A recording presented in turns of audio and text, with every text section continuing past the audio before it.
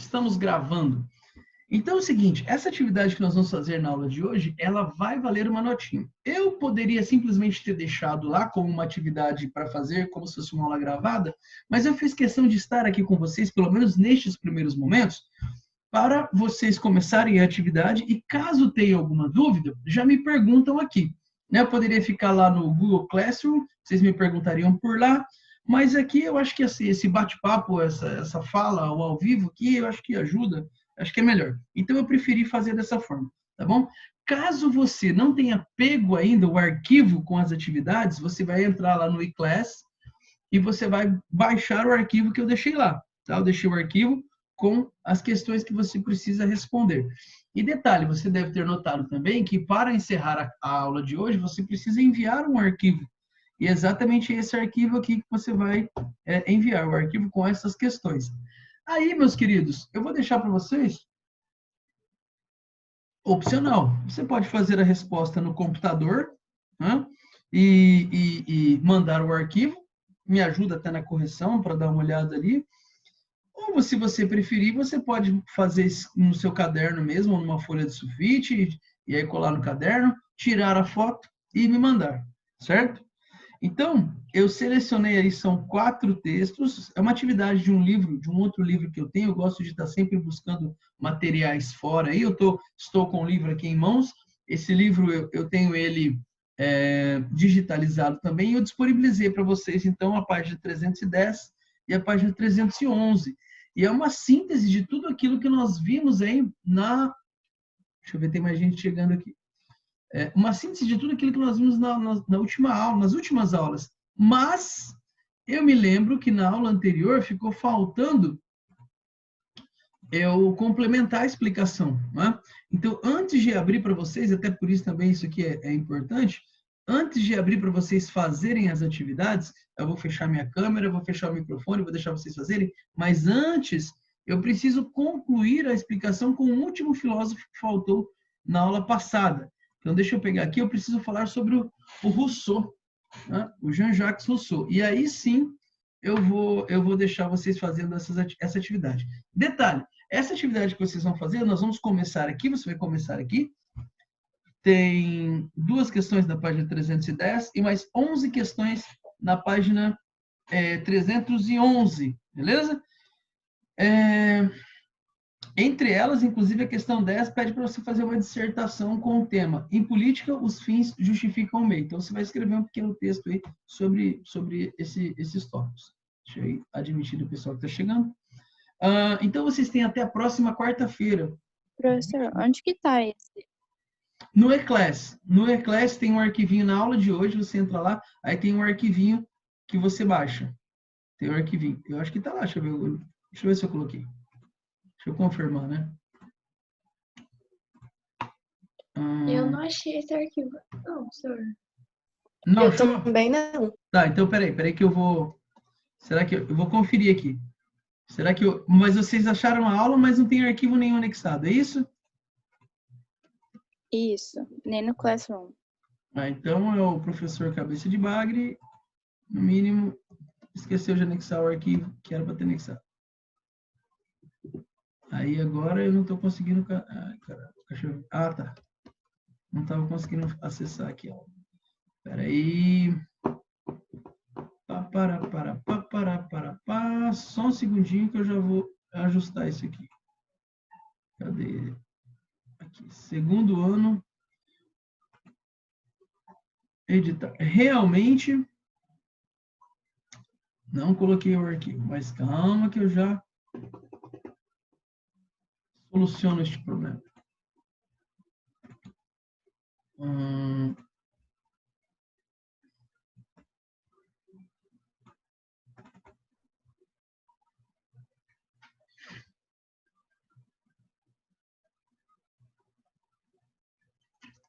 Deixa eu só achar aqui onde eu salvei isso aqui agora. Ô, casquita.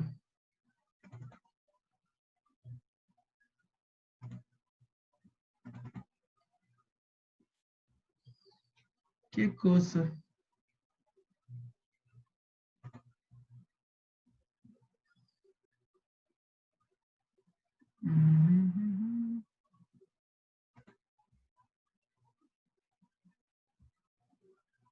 Espera aí, gente, eu já...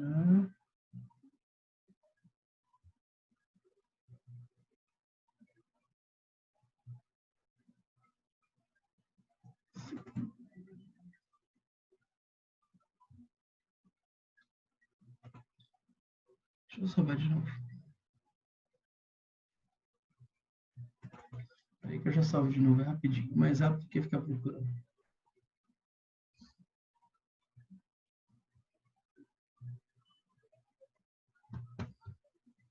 Só um segundinho.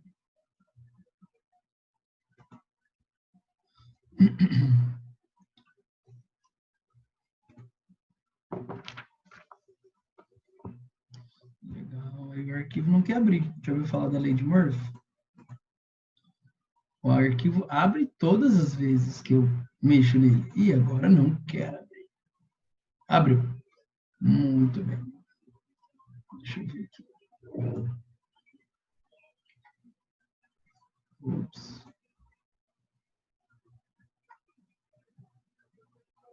Aqui.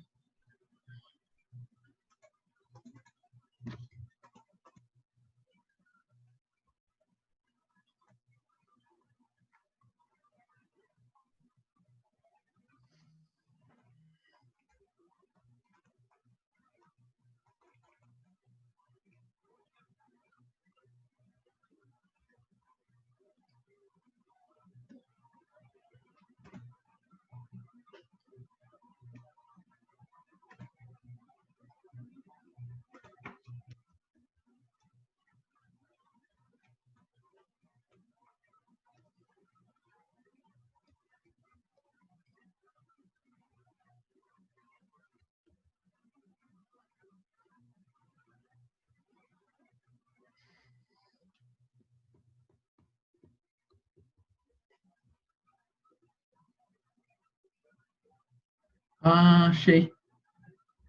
Eu coloquei, por isso que eu não estava encontrando. Coloquei na pasta do primeiro ano, não ia achar nunca.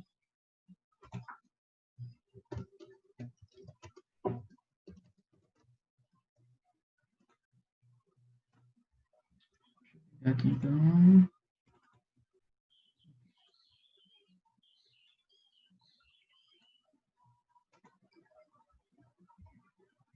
Pessoal, acabei de mandar o arquivo na aula aí, então, tá? Mas aí, deixa carregando um pouquinho, enquanto isso eu vou mostrando, vou conversando com vocês aqui sobre a parte final. Eu quero falar sobre o Rousseau, e aí a gente parte para essa etapa de vocês fazerem a atividade. Esse começo, perdendo esses minutinhos aqui, não estava nos meus planos, mas faz parte. Vocês estão visualizando aí a minha tela? Por favor, dê um sinalzinho para mim. Sim, sim. Legal. Então, olha só. Semana passada nós falamos, eu mostrei para vocês, nas 2 últimas semanas nós temos trabalhado os filósofos contratualistas. Lembra que eles trabalham a questão do contrato social. Lembre que eles estão buscando legitimar. Gente, lembra disso, política não é só a política profissional que é feita lá no Congresso, na Prefeitura, não. Política, a palavra política, nós não temos, enquanto vivemos em sociedade, nós não temos como fugir da política. A política se dá a todo instante. Política é você entrar em contato com outro indivíduo, é você... sabe, o tempo todo que nós vivemos em sociedade, nós estamos envolvidos com ações políticas. Todas as nossas ações em sociedade são ações políticas. E aí, nós podemos estar mais envolvidos do ponto de vista de pensar e refletir naquilo que é bom para todos nós, ou podemos simplesmente abrir mão e envolvermos com questões políticas no que se refere àquilo que é individual, esquecendo o coletivo. Mas sempre vamos estar envolvidos com política. Aquela frase assim, eu não gosto de me envolver com política. Política não se discute. Basicamente, essa é uma frase que mostra que essa pessoa não tem um conhecimento exato do que é a política, certo? Porque não tem como você não se envolver com política. Dentro da sua família, dentro da sua casa, o relacionamento entre vocês é um relacionamento político. Beleza? Então, se nós queremos construir uma cidade melhor, um país melhor, nós precisamos nos envolver cada vez mais com as questões políticas. E aí, quando eu falo de política, eu estou falando não de apenas votar. Votar é um dos pontos importantes, e você vai perceber, à medida que nós vamos estudando esses filósofos, que votar foi um percurso que foi longo. A conquista do direito ao voto para o cidadão, que é tão negligenciada muitas vezes, foi um longo trajeto para que nós pudéssemos ter participação. Simplesmente para algumas pessoas hoje pegar e falar assim, vou votar em qualquer um, não estou nem aí para o que está acontecendo. Não deveria ser assim. Porque nós estamos buscando construir uma sociedade melhor se nós participamos ativamente da vida política da nossa sociedade. E aí, chegamos nos nossos filósofos contratualistas aqui, pós-Maquiavel, e estes filósofos contratualistas, eles vão estar buscando legitimar o poder, certo? Então, existem algumas formas. A primeira forma de você legitimar o poder é através do soberano, é através da teoria do direito divino, onde você diz que o governante é um representante dos deuses, ou representante de Deus. E essa teoria do direito divino foi muito questionada, e a partir de então nós temos uma nova proposta, a ideia de contrato social. E aí nós temos dois conceitos que são importantes, o estado de natureza e a própria ideia de contrato social. O que é o estado de natureza? É esse estado que supostamente o homem estaria antes do contrato social. Beleza? E aí nós temos o Locke, o Hobbes e o Rousseau. São os principais contratualistas, aqueles que vão cobrar de você, que serão cobrados de você no vestibular, certo? O Locke, o Hobbes e o Rousseau. E cada um tem uma visão diferente sobre o que é o homem no seu estado natural. Lembra, para o Hobbes, o homem é o lobo do homem no seu estado natural, o estado de violência plena. E o contrato social aí, ele existe por quê? Para que os homens possam viver em paz, em segurança, dentro de uma sociedade, certo? E quando você abre mão dos seus direitos, você não pode contestar o soberano. Essa é a visão do Locke. Lembra que perdão, do Hobbes. Lembra que o Hobbes, nesse primeiro momento aqui ainda, ele está buscando legitimar o poder absolutista, através do contrato social. Depois nós temos o Locke, que nós vimos na semana passada, que diz o seguinte: a soberania é a soberania do parlamento, e o indivíduo, quando abre mão dos seus direitos, ele não abre mão de todos os seus direitos, ele tem o direito de questionar o soberano, sim, e o Locke, a gente já percebe em outro momento, ele é o grande responsável, ele é um dos grandes idealizadores intelectuais. Idealizadores não, mas um dos representantes intelectuais da Revolução Inglesa do século XVII. Beleza? Hoje nós vamos falar sobre o Rousseau, porque o Rousseau vai um pouco mais além. Se o Hobbes dizia que no seu estado de natureza o homem era o lobo do homem, o homem era extremamente violento e todos viviam num constante estado de guerra, o contrato social veio para organizar isso aí. O Rousseau, gente, ele tem uma visão bem diferente. Ele diz o seguinte, o homem é bom em seu estado natural. Então, no seu estado natural, o homem não é ruim. Professor, mas se o homem não é ruim, então por que vivemos em sociedade? Por que existe um contrato social? Porque ele diz o seguinte, a invenção da propriedade privada é que corrompeu o homem. Então, a partir do momento em que determinado indivíduo quis chamar algo de meu, isso aí começa a corromper o homem. Então, a partir do momento em que algo é meu, eu quero defender esse algo. E aí, muitas vezes, os indivíduos agiam de forma violenta, uns para com os outros. Entenderam? Então, é a propriedade privada que corrompe o indivíduo para o Rousseau. E aí, o que acontece? À medida que a propriedade privada vai se desenvolvendo, uns passam a trabalhar para os outros. Então, você começa a ter agora uma exploração dos indivíduos.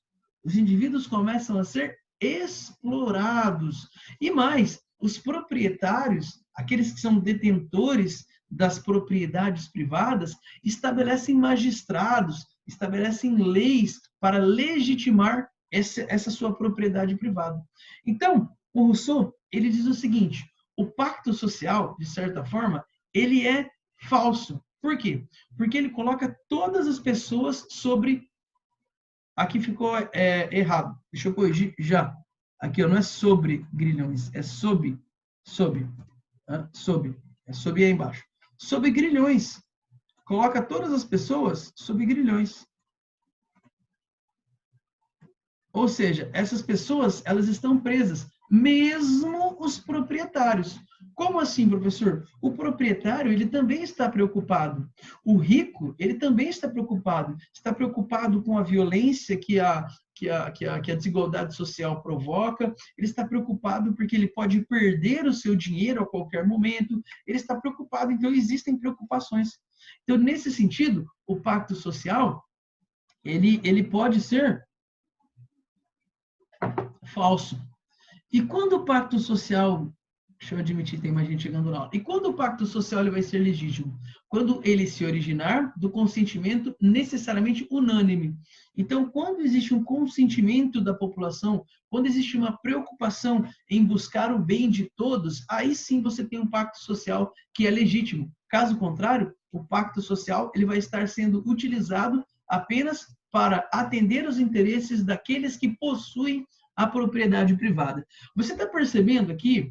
O Rousseau ele já está avançando, porque o Rousseau ele tem uma preocupação social, algo que não existia nos filósofos que nós vimos anteriormente, tanto o Locke quanto o Hobbes. Lembra que o Locke, na aula passada, eu mostrei para vocês, ele defendia a ideia de que aquilo que eu produzo com o meu corpo, o trabalho que o meu corpo origina, ele é meu. E eu tenho o direito de me apropriar disso.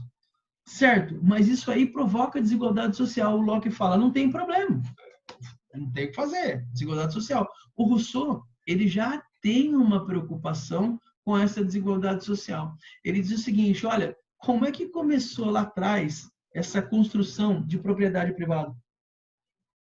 Muitos indivíduos hoje que se gabam de buscar e conquistar as coisas pelos seus próprios méritos, nasceram em condições completamente favoráveis. Então, não estou dizendo que você não deva se apropriar do fruto do seu trabalho, mas é importante que o pacto social ele busque trazer bem-estar para todos e não apenas para aqueles que têm melhores condições. É importante que o pacto social dê oportunidade para todos e não apenas para aqueles que são bem-nascidos. Então, você percebe que existe uma preocupação com o social em Rousseau, uma preocupação que não existia anteriormente, certo? E aqui você percebe, então, que ele começa a trabalhar a questão de democracia, uma democracia que pode ser, ela deve ser direta e não indireta. Por quê? Com a ideia de parlamentarismo proposta pelo Locke, o parlamentarismo existe dentro da Inglaterra até hoje. Dentro do parlamentarismo, as pessoas votam, escolhem os seus representantes e esses representantes, eles fazem todas as leis, mas geralmente esses representantes representam apenas uma pequena parcela da sociedade, uma parcela que pode votar. Então o Rousseau ele diz o seguinte, isso aí, esse pacto social é enganoso. Por quê?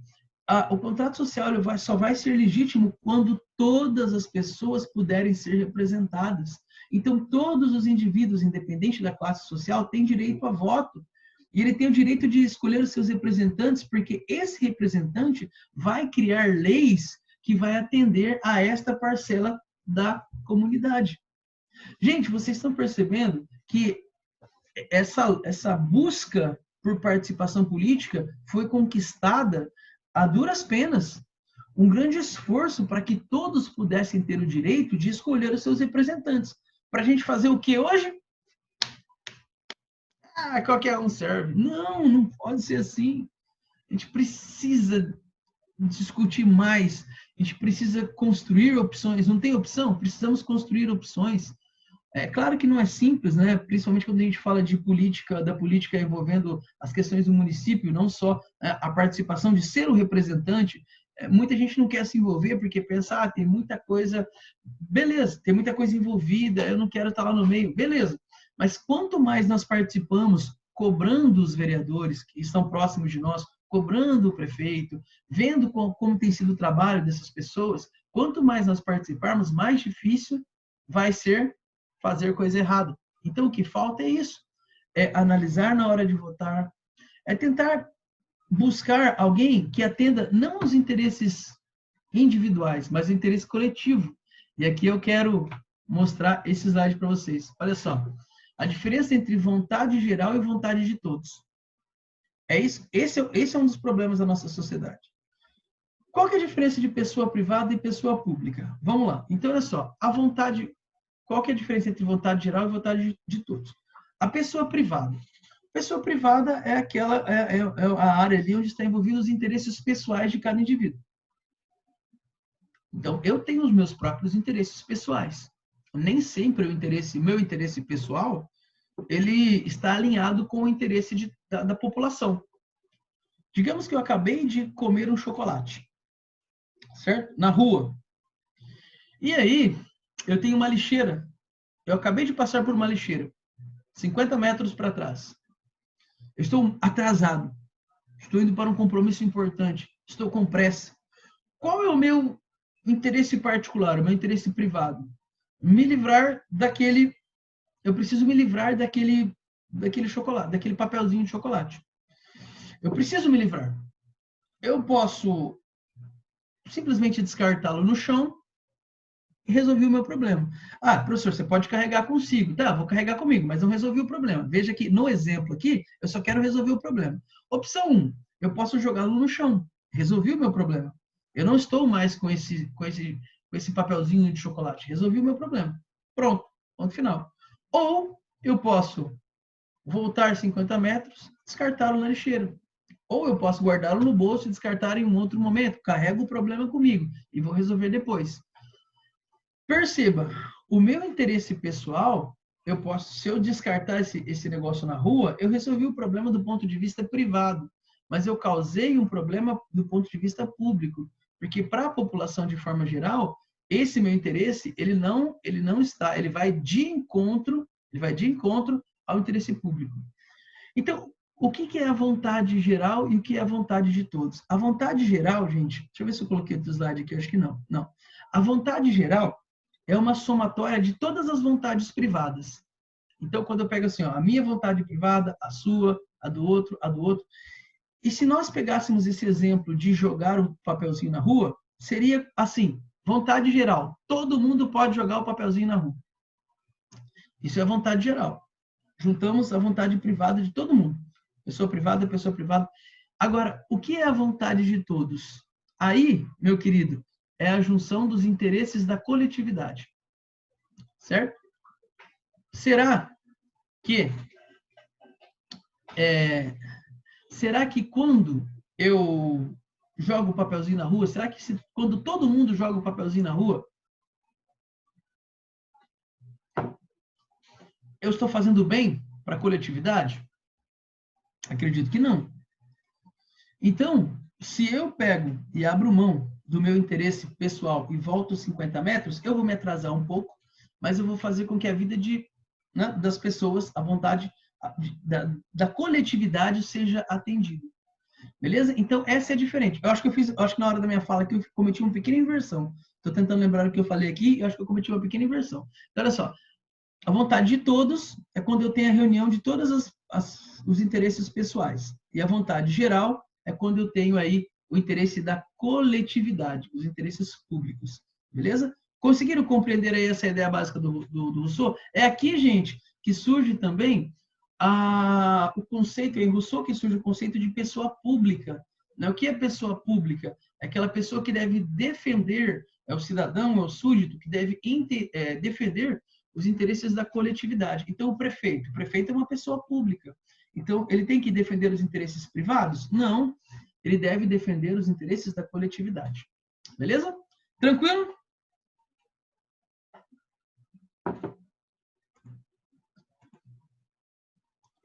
Muito bem, meus queridos.